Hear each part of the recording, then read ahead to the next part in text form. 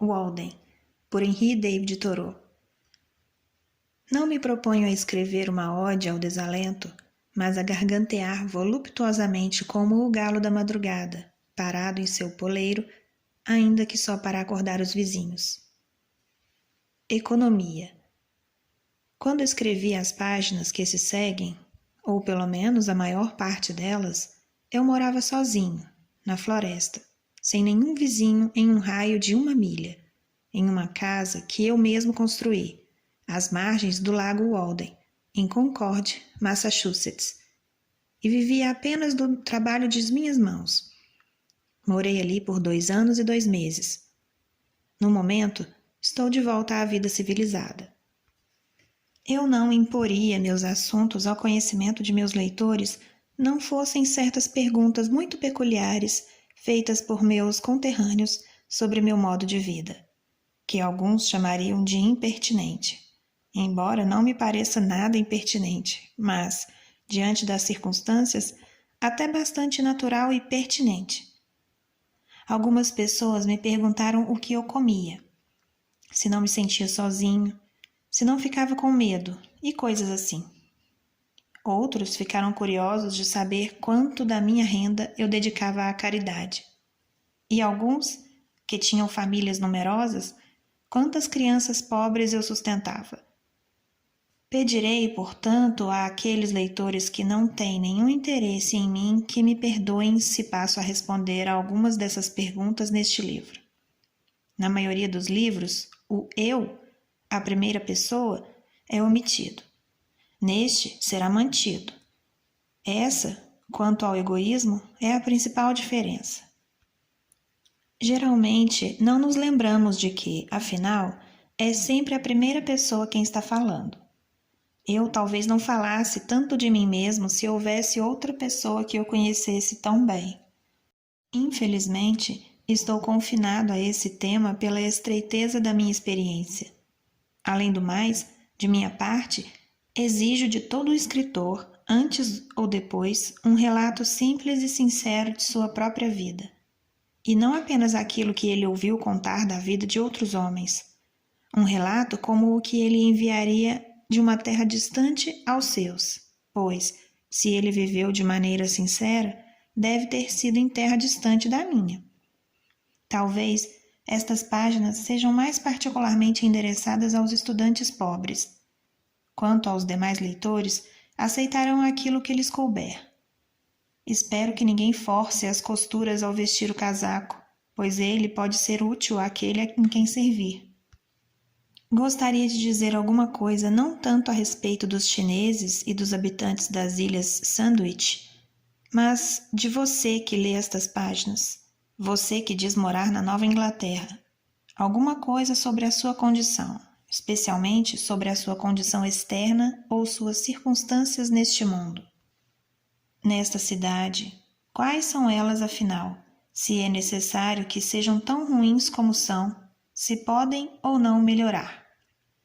Viajei um bocado em Concord, e em toda parte, nas lojas, nos escritórios, nos campos, os moradores me pareceram estar cumprindo penitência de 1000 maneiras notáveis. O que já ouvi de brahmanes sentados expostos a 4 fogueiras e olhando de frente para o sol. Ou dependurados de cabeça para baixo, sobre labaredas, ou olhando para o céu por sobre os ombros, até que se torna insuportável retomar a posição natural, enquanto pela garganta torta apenas líquidos conseguem passar para dentro do estômago. Ou morando, amarrados para o resto da vida, aos pés de uma árvore, ou arrastando o corpo, como lagartas, através de vastos impérios, ou de pé em uma perna só no topo de uma coluna. Nem mesmo essas formas de penitência consciente chegam a ser mais incríveis e espantosas que as cenas que testemunho diariamente. Os 12 trabalhos de Hércules não foram nada em comparação com o que meus vizinhos fazem, pois aqueles foram apenas 12 e tiveram um fim. Mas nunca vi nenhum desses homens matar ou capturar qualquer monstro, nem terminar jamais algum trabalho. Eles não têm nenhum iolau amigo para queimar com ferro em brasa a cabeça da hidra, mas assim que uma cabeça é cortada, brotam outras duas. Vejo, rapazes, meus conterrâneos, cujo infortúnio foi terem herdado terras, casas, celeiros, gado, ferramentas, mais fáceis de adquirir de que se livrar. Antes tivessem nascido no meio de um pasto, amamentados por uma loba, para enxergar melhor o campo no qual eram chamados para trabalhar. Quem fez deles servos da terra? Por que tiveram de engolir um lote inteiro, quando o homem está condenado a engolir apenas seu quinhão? Por que eles tiveram de começar a cavar a própria cova assim que nasceram? Precisaram viver uma vida, empurrando essas coisas pela frente por toda uma existência e se sair da melhor maneira possível. Quantas pobres almas imortais eu encontro arrasadas e abatidas sob esse fardo, rastejando pela estrada da vida, tocando adiante um celeiro de 300 metros quadrados, seus próprios estábulos de álgeas que nunca ficam limpos, e mais 100 acres de terra, lavra, sega, pasto e lenha. O sem dote, que não luta com tais incumbências herdadas, considera trabalho suficiente domar e cultivar alguns decímetros cúbicos de carne. Mas os homens trabalham à sombra de um engano. A melhor parte do homem logo é incorporada à terra como adubo. Por um destino enganador, que geralmente chamamos de necessidade, eles se dedicam, como está dito em um velho livro, a amealhar tesouros que a traça e a ferrugem corroerão e os ladrões violarão e roubarão. É uma vida de tolo, como eles descobrirão quando chegarem ao fim, se não antes. Dizem que Deucalião e Pirra criaram os seres humanos jogando pedras para trás, por cima da própria cabeça. Nota número 2. Em latim no original. Daí sermos gente dura, experimentada na labuta, dando prova da natureza da nossa origem. Ou, como Raleigh versificou à sua maneira sonora: eis que de nossa estirpe o coração empedernido, suportando dores e cuidados, comprova nossos corpos terem sido em natureza pétrea originados. É um exagero, em torno de uma obediência cega a um oráculo confuso, jogar pedras para trás por cima da cabeça sem ver onde caíam. A maioria dos homens, mesmo neste país comparativamente livre, através da própria ignorância e do engano, está tão envolvida com preocupações factícias e atividades desnecessariamente árduas que não colherá os melhores frutos da vida. Seus dedos, da excessiva labuta, estão grossos e trêmulos demais para tanto. Na verdade, o homem trabalhador não tem lazer suficiente para uma integridade genuína no dia a dia. Ele não pode se dar ao luxo de manter as relações mais viris com os homens. Seu trabalho ficaria depreciado no mercado. Ele não tem tempo para ser nada além de uma máquina. Como pode não esquecer a própria ignorância? Algo que o crescimento exige, aquele que precisa sempre usar o intelecto? Deveríamos, às vezes, alimentá-lo e vesti-lo de graça, e convocá-lo para nossos brindes antes de julgá-lo. As melhores qualidades da nossa natureza, como a penugem dos frutos, só podem ser preservadas se tratadas com a maior delicadeza. No entanto, não tratamos a nós mesmos nem aos outros com tanta ternura. Alguns de vocês, todos sabemos, são pobres, têm uma vida difícil, às vezes, como se diz, lutam para conseguir respirar. Não tenho dúvida de que alguns de vocês que estão lendo este livro não conseguiriam pagar por todos os jantares que efetivamente comeram, ou pelos casacos e sapatos que se gastam depressa ou que já estão desgastados, e chegaram a esta página para gastar o tempo emprestado ou roubado, tirando aos seus credores 1 hora. É muito evidente o tipo de vida mesquinha e furtiva que muitos de vocês levam, pois minha visão tem se aguçado com a experiência. Sempre no limite, tentando fazer negócios e se livrar das dívidas, antigo lamaçal, que os latinos chamavam de aes alienum, cobre alheio, pois algumas dessas moedas eram feitas de cobre, ainda vivos e morrendo e enterrados por todo esse cobre alheio, sempre prometendo pagar amanhã e morrendo hoje, insolventes, bajulando em busca de favor de patronos por 1000 maneiras, evitando apenas infrações que levem à penitenciária estadual, mentindo, paparicando, votando de acordo, contraindo-se até caber dentro de uma casca de civilidade ou rarefazendo-se em uma atmosfera de fina e vaporosa generosidade, de modo a convencer seu vizinho a deixar que você lhe faça os sapatos, o chapéu, o casaco ou o frete, ou que você importe mantimentos para ele, se fazendo de doente, a fim de conseguir juntar o suficiente para quando vier a doença, algo enfiado em uma velha cômoda ou estocado atrás do gesso da parede, ou, ainda mais seguro, nos cofres dos bancos. Não importa onde, não importa se muito ou pouco. Às vezes me pergunto como são capazes de tamanha, ouso dizer, frivolidade, a ponto de lidar com a grosseira, mas algo estrangeira forma de servidão chamada de escravidão negra, enquanto há tantos senhores astutos e sutis que escravizam tanto ao norte como ao sul. É ruim ter um capataz sulista. É pior ter um nortista. Mas, pior que tudo isso é quando se é o feitor de si mesmo. E ainda falam da divindade do homem. Veja o carreteiro na estrada, diuturnamente a caminho da feira. Será que alguma divindade se agita dentro dele? Sendo seus mais elevados deveres dar de comer e beber aos cavalos. O que é para ele seu destino se comparado ao lucro do frete? Ele não trabalha para o coronel metido a sebo? Quão divinal, quão imortal ele é afinal! Veja como ele se acovarda e se esgueira, como vagamente sente medo o dia inteiro, não sendo imortal nem divino, mas escravo e prisioneiro da opinião que tem de si mesmo, fama que conquistou pelos próprios feitos. A opinião pública é uma tirana branda se comparada à opinião particular que se tem de si. O que o homem pensa de si mesmo, eis o que determina, ou antes indica, sua sina. A emancipação de si mesmo, até nas províncias das Índias Ocidentais da fantasia e da imaginação, quem será o Wilberforce de lá para fazer que aconteça? Pense, também, nas damas da terra, bordando suas almofadas que nunca terminam, para não transparecerem um interesse imaturo em seu próprio destino, como se fosse possível matar o tempo sem ferir a eternidade. A massa dos homens leva uma vida de desespero calado. O que se chama de resignação é a desesperança crônica.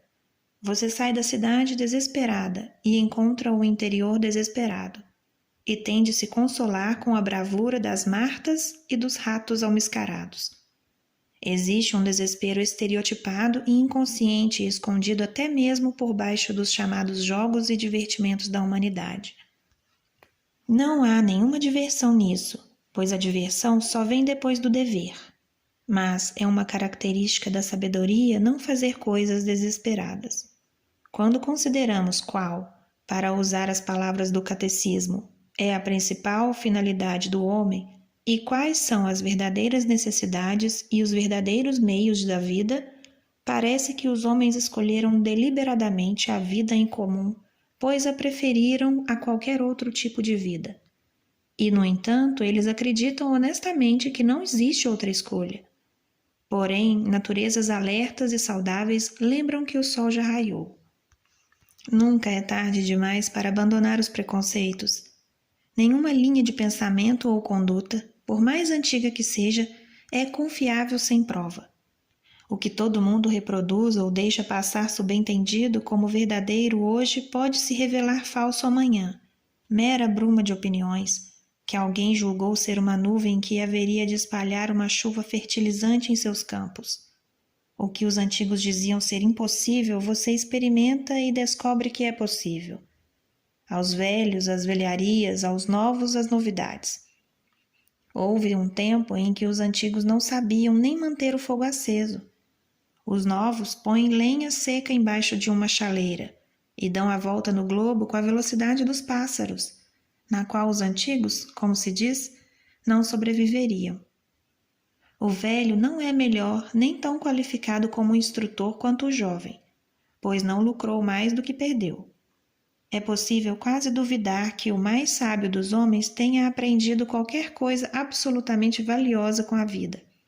Na prática, os velhos não têm nenhum conselho muito importante a dar aos jovens, pois sua experiência foi tão parcial, suas vidas fracassaram tão miseravelmente, por motivos particulares, como só eles devem saber. E ainda que lhes tenha sobrado alguma fé que desminta a experiência, estão simplesmente menos jovens. Vivi 30 e poucos anos neste planeta e ainda estou para ouvir a primeira sílaba de um conselho valioso ou mesmo sincero das pessoas mais velhas que eu. Nunca me disseram nada e provavelmente não seriam capazes de me dizer nada que prestasse. Eis aqui a vida, um experimento em grande medida jamais tentado por mim, mas de nada me adianta que eles tenham tentado. Se tive alguma experiência que considero valiosa, tenho certeza de que meus mentores nunca me disseram nada sobre ela. Um sitiante me diz: não se pode viver só de verdura, pois elas não fornecem o que é preciso para fazer os ossos. E religiosamente ele devota parte do dia a fornecer a seu sistema a matéria-prima dos ossos, caminhando enquanto fala atrás dos bois, que, com ossos feitos de verdura, puxam a ele o seu arado para a frente a despeito de todos os obstáculos. Algumas coisas são realmente necessidades vitais em alguns círculos, os mais desamparados e enfermiços, e noutros círculos são meros luxos, e noutros ainda totalmente desconhecidas. Para algumas pessoas, é como se todo o território da vida humana já tivesse sido percorrido por seus predecessores, montanhas e vales, e eles teriam cuidado de tudo. Segundo Evelyn, o sábio Solon prescreveu regras até para as distâncias entre as árvores, e os pretores romanos decidiram a frequência com que se podia ir ao vizinho colher frutos caídos no terreno dele e quantos ficavam para o vizinho. Hipócrates chegou a deixar instruções sobre como devíamos cortar as unhas, a saber, rente à ponta dos dedos, nem mais curtas, nem mais compridas. Sem dúvida, o próprio tédio e o ennui, que supostamente exaurem a variedade e as alegrias da vida, são antigos como Adão. Mas as capacidades do homem nunca foram medidas, nem nos cabe julgar o que ele é capaz de fazer por qualquer precedente de tão pouco que já foi tentado. Quaisquer que tenham sido os teus fracassos até aqui, não te aflijas, minha criança, pois quem atribuirá a ti o que deixaste por fazer? Podemos fazer 1000 experimentos simples em nossa vida, como, por exemplo, pensar que o sol que amadurece os meus feijões ilumina ao mesmo tempo um sistema de terras como a nossa. Se eu tivesse me lembrado disso, teria evitado alguns erros. Não foi com esta luz que eu o semeei. As estrelas são ápices de triângulos tão maravilhosos que seres remotos e diferentes nas várias mansões do universo estarão contemplando a mesma estrela no mesmo momento. A natureza e a vida humana são variadas conforme nossas diversas constituições. Quem poderá dizer que perspectiva a vida oferece ao outro? Haverá milagre maior que conseguirmos enxergar através dos olhos uns dos outros por um instante? Viveríamos em todas as eras do mundo nessa hora. Não, em todos os mundos de todas as eras. História, poesia, mitologia. Nenhuma literatura da experiência alheia seria tão impressionante e informativa quanto isso. A maior parte daquilo que meus vizinhos dizem ser bom, no fundo, para mim, considero ruim. E se existe alguma coisa da qual me arrependo, provavelmente é do meu bom comportamento. Que demônio me possuía para eu me comportar tão bem? Você pode dizer a sabedoria que quiser, meu velho. Você que já viveu seus 70 anos, não sem algum tipo de honra, ouço uma voz irresistível que me convida a escapar de tudo isso. Uma geração abandona as iniciativas da outra como navios encalhados. Penso que seguramente podemos confiar muito mais do que confiamos. Podemos prescindir de tanta atenção a nós mesmos e conceder honestamente esse mesmo tanto de atenção a outra coisa. A natureza é bem adaptada tanto à nossa fraqueza quanto à nossa força. As atribulações e angústias incessantes de alguns são praticamente uma forma de doença incurável. Somos talhados de maneira a enxergar a importância do trabalho que fazemos. E, no entanto, quanto trabalho não somos nós que fazemos? E se tivéssemos ficado doentes? Como somos vigilantes, determinados a não viver pela fé se pudermos evitá-la. O dia inteiro alertas. À noite dizemos nossas orações sem vontade e nos entregamos às incertezas. Integral e sinceramente, somos compelidos a viver, reverenciando nossa vida e negando a possibilidade de mudança. É o único caminho, dizemos. Mas existem tantos caminhos quantos forem os raios que podem ser desenhados a partir de um mesmo centro. Toda mudança é um milagre que se contempla, mas é um milagre que está acontecendo a todo instante. Confúcio dizia: saber que sabemos o que sabemos e que não sabemos o que não sabemos, eis a verdadeira sabedoria. Quando o homem tiver reduzido o que é um fato da imaginação a um fato de seu entendimento, prevejo que todos acabarão estabelecendo suas vidas nesse mesmo fundamento. Consideremos por um momento a que se refere a maior parte das tribulações e angústias que venho relatando, e como é necessário que passemos por tais tribulações e angústias, ou pelo menos que sejamos cuidadosos. Seria um bocado proveitoso viver uma vida privativa, na fronteira, ainda que em meio a uma civilização aparente, mesmo que só para aprender quais são as necessidades básicas da vida e quais métodos foram adotados para obtê-las. Ou mesmo consultar velhos livros-caixa, para ver o que as pessoas costumavam comprar mais nas mercearias, o que as pessoas estocavam, isto é, quais são os mantimentos mais elementares. Pois as melhorias dos tempos tiveram pouca influência sobre as leis essenciais da existência humana. Assim como nosso esqueleto, provavelmente, não deve ser muito diferente do de nossos ancestrais. Com a expressão necessidade vital, quero dizer tudo aquilo que o homem obtém por seus próprios esforços, que desde o início, ou após longa prática, se tornou tão importante para a vida humana que poucas pessoas, se tanto, seja por selvageria, ou pobreza, ou por filosofia, tentam passar sem.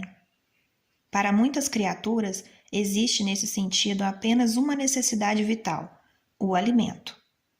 Para o bisão na padaria, são poucos centímetros de relva palatável, com água para beber, a não ser que ele busque o abrigo da floresta ou a sombra da montanha. Nenhum animal da criação exige mais que alimento e abrigo. As necessidades vitais para o homem neste clima podem, com precisão suficiente, ser distribuídas em diversos tópicos como alimento, abrigo, roupa e combustível. Pois só depois de garantirmos esses itens, estaremos preparados para enfrentar os verdadeiros problemas da vida com liberdade e perspectiva de sucesso. O homem inventou não apenas a casa, mas também a roupa e a comida cozida. E possivelmente a descoberta acidental do calor do fogo e seu uso subsequente, a princípio um luxo, fez nascer a atual necessidade de sentar perto dele. Observamos gatos e cachorros que adquiriram essa mesma segunda natureza. Com abrigo e roupas adequados, conservamos normalmente nosso próprio calor interno, mas com excesso de ambos ou de combustível, ou seja, com um calor externo ainda maior que o interno, não seria possível dizer que na prática teria começado assim o cozimento? Darwin, o naturalista, disse dos habitantes da Terra do Fogo que enquanto seu grupo, bem vestido e sentado próximo à fogueira, estava longe de se sentir aquecido, aqueles selvagens nus, muito mais afastados do calor, a olhos vistos, para sua grande surpresa, vertiam suor e se sentiam assar. Assim, ouvimos dizer, o nativo da Nova Holanda sai nu imponentemente, enquanto o europeu treme de frio dentro da roupa. Será impossível combinar a dureza desses selvagens com a intelectualidade do homem civilizado? Segundo Liebig, o corpo humano é um fogão. O alimento é o combustível que mantém a combustão interna nos pulmões. No tempo frio comemos mais, no calor, menos. O calor animal resulta de uma combustão lenta, e a doença e a morte acontecem quando essa combustão é muito rápida, ou por falta de combustível, ou por algum defeito na ventilação. O fogo apaga. Claro que o calor vital não deve ser confundido com o fogo, mas basta de analogias.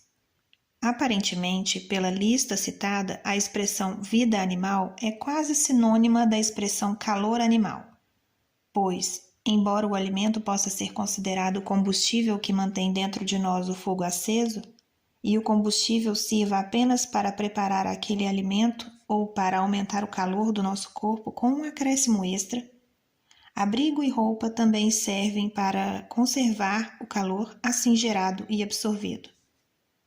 A maior necessidade, portanto, para nosso corpo é conservar o calor vital dentro de nós, de modo que penamos para conseguir não só alimento e roupa e abrigo, mas também camas, que são nossas roupas de dormir, roubando ninhos e plumas de peitos de aves para preparar um abrigo dentro de outro abrigo, como a toupeira faz seu leito de relva e folhas no fundo da toca. O pobre costuma reclamar que o mundo é frio, e ao frio, não só físico, mas social, relacionamos diretamente grande parte de nossas mazelas. O verão, em alguns climas, torna possível ao homem uma espécie de vida paradisíaca. O combustível, exceto para cozinhar o alimento, é então desnecessário. O sol é seu fogo, e muitos dos frutos são suficientemente cozidos por seus raios, enquanto o alimento é geralmente mais variado e mais fácil de obter, e a roupa e o abrigo são totalmente ou em parte desnecessários. Hoje, e neste país, tal como apreendo por minha própria experiência, alguns poucos implementos, uma faca, um machado, uma pá, um carrinho de mão, etc. E para o estudioso, a lâmpada, o papel e acesso a alguns livros qualificam-se quase como necessidades vitais, e podem ser todos obtidos a um custo irrisório. No entanto, alguns, nada sábios, vão ao outro lado do globo, a regiões bárbaras e insalubres, e dedicam-se ao comércio durante 10 ou 20 anos, para só então poderem começar a viver. Isto é, ficar confortavelmente aquecidos e morrer enfim na Nova Inglaterra. Os luxuriantemente ricos não ficam apenas confortavelmente aquecidos, mas desmesuradamente quentes, e, como sugeri antes, são cozidos, é claro, à la mode. A maioria dos luxos e muitos dos chamados confortos da vida não apenas são indispensáveis, como são, com efeito, obstáculos à evolução da humanidade. Com relação a luxo e conforto, o sábio sempre viveu uma vida mais simples e frugal que o pobre. Os filósofos antigos, chineses, hindus, persas e gregos, eram uma classe como não havia outra tão pobre em riquezas exteriores, nem tão rica em riquezas interiores. Não sabemos muito sobre eles. É notável que nós saibamos tanto sobre eles quanto sabemos. O mesmo é verdade para os reformadores e benfeitores mais modernos de suas raças. Ninguém pode ser um observador imparcial ou sábio da vida humana fora do terreno privilegiado do que nós deveríamos chamar de pobreza voluntária. De uma vida de luxos, o fruto é luxo, seja na agricultura, no comércio, na literatura ou na arte. Existem hoje em dia professores de filosofia, mas não filósofos. No entanto, só é admirável professar porque um dia foi admirável viver. Ser um filósofo não é meramente ter pensamentos sutis, nem mesmo fundar uma escola, mas amar a sabedoria e viver, de acordo com seus ditames, uma vida de simplicidade, independência, magnanimidade e confiança. É resolver alguns dos problemas da vida não só em teoria, mas na prática. O sucesso de grandes eruditos e pensadores é em geral um sucesso cortesão, não soberano, não viril. Eles fazem ajustes para viver meramente em conformidade, quase como seus pais fizeram antes deles, e de maneira alguma serão progenitores de uma raça nobre. Mas por que os homens sempre degeneram? O que faz que as famílias se esgotem? Qual é a natureza do luxo que desfibra e destrói as nações? Temos certeza de que não há nada desse luxo em nossa própria vida? O filósofo é avançado para sua época, até mesmo na forma externa de sua vida. Ele não se alimenta nem se abriga, nem se veste, nem se aquece como seus contemporâneos.